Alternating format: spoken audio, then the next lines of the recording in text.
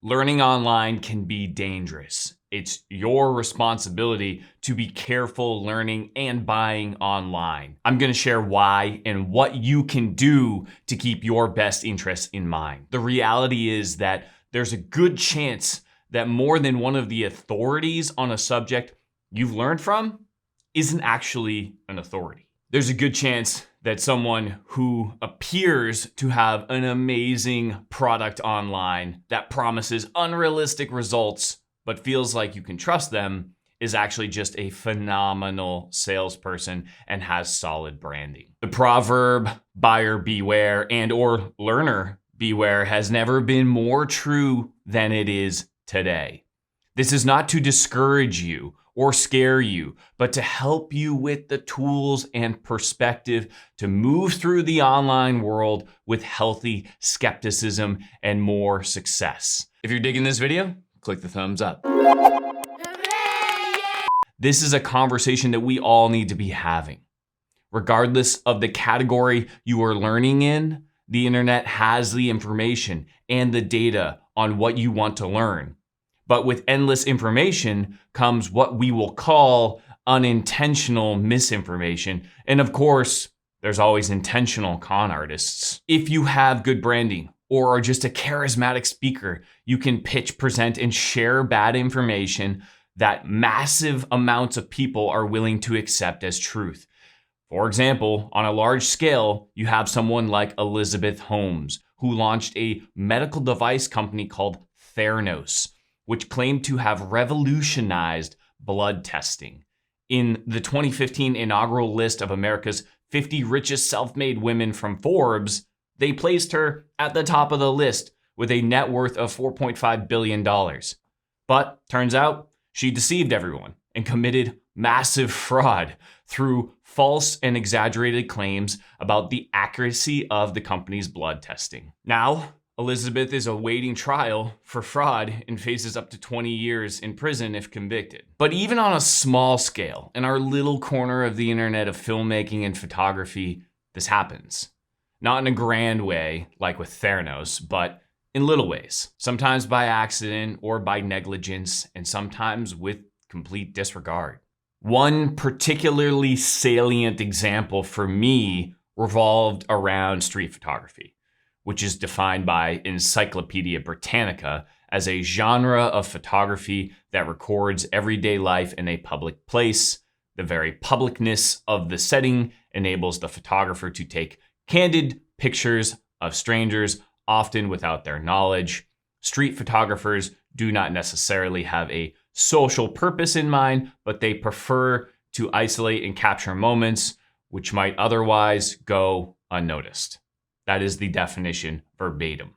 If you're looking for valuable tools to help you become a successful freelance filmmaker, I have a ton at nixfort.com/shop. Producer kit, contract kit, client kit, pricing worksheet, cinema LUTs, all that good stuff.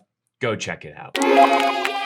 So I recall two instances in particular around street photography on YouTube.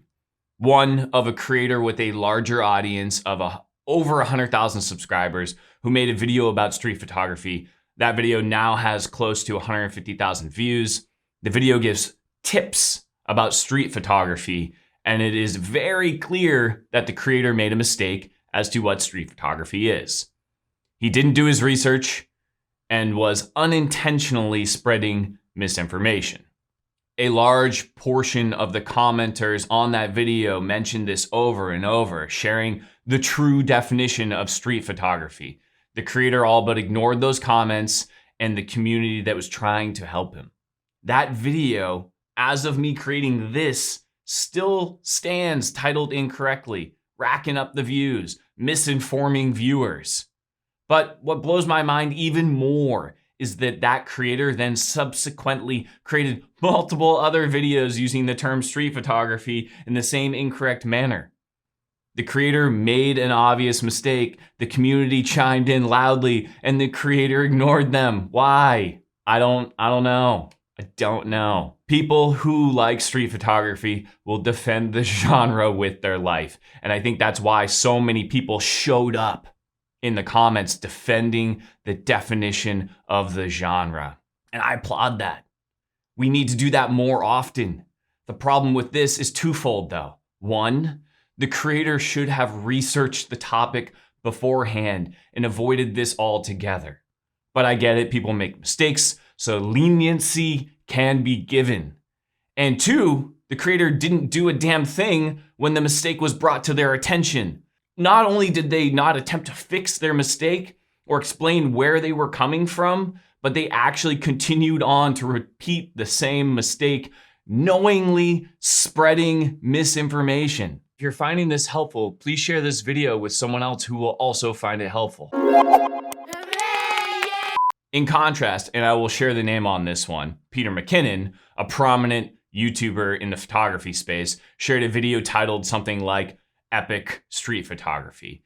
And that video was actually not about street photography, but more about urban photography.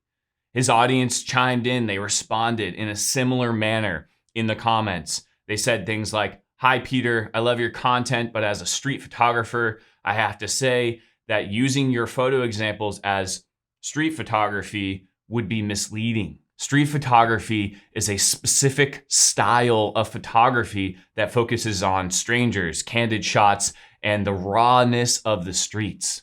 But with Peter, he promptly changed the title and apologized, admitting his honest mistake, saying, and I'm paraphrasing here for you guys, "I have seen a lot of the comments regarding my choice of title for this tutorial. It is not, and most definitely was not, supposed to be clickbait. I have read a lot of what's been talked about here and spoken to a few of you personally who feel street photography was not clearly or well depicted in this video for what we photographed, etc. A better suited title for the information in this video is urban photography, where none of my content is ever published with means to offend, take away from, or minimize other people or their work.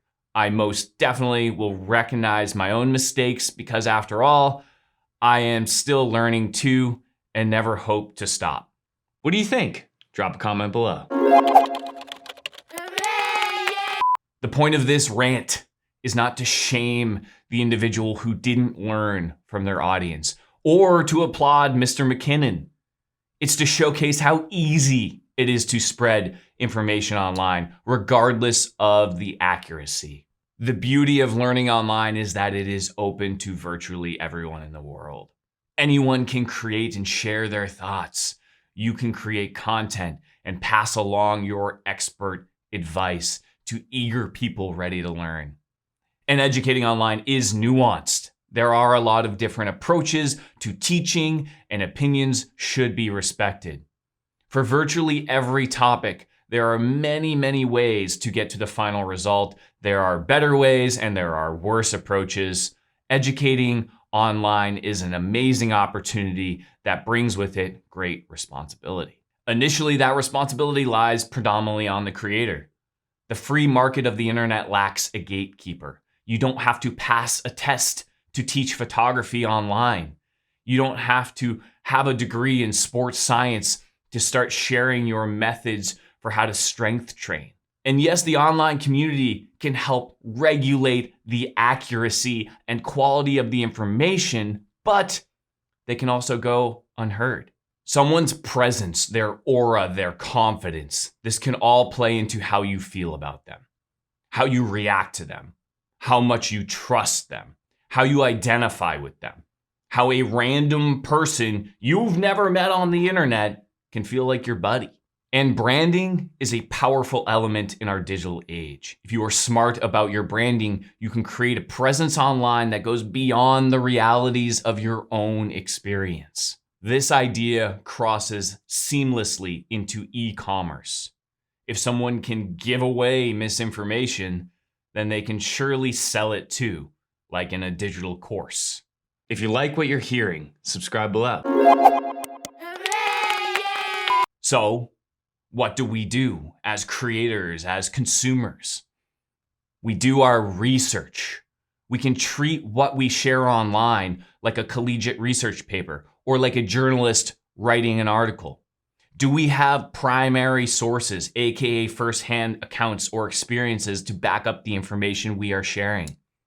Do we have secondary sources? Do we have multiple sources? Are the sources credible? And surely we all make mistakes, and the creators you love will make mistakes. People make mistakes, but give them a chance to adjust and learn from those mistakes, and ask yourself, are the resources you are learning from online doing their due diligence to share accurate information? Do they have the firsthand experience to back up the information they are providing you? Or do they just have good branding and are well spoken? What are the credentials, the real life experiences of the people you are learning from? And yes, it does make sense to share along the journey of becoming a master. I'm not saying that only people with 10,000 hours of experience should be sharing and teaching online, but instead everyone should be sharing and consuming responsibly and thoughtfully.